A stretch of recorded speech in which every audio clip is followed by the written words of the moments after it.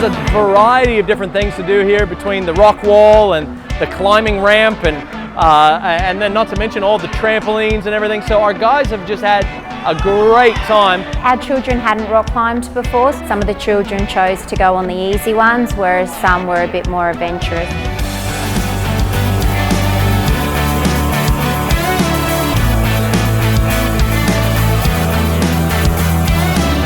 The children had a ball and said could they come back next weekend, so we'll definitely be back. We're looking forward to being here next time.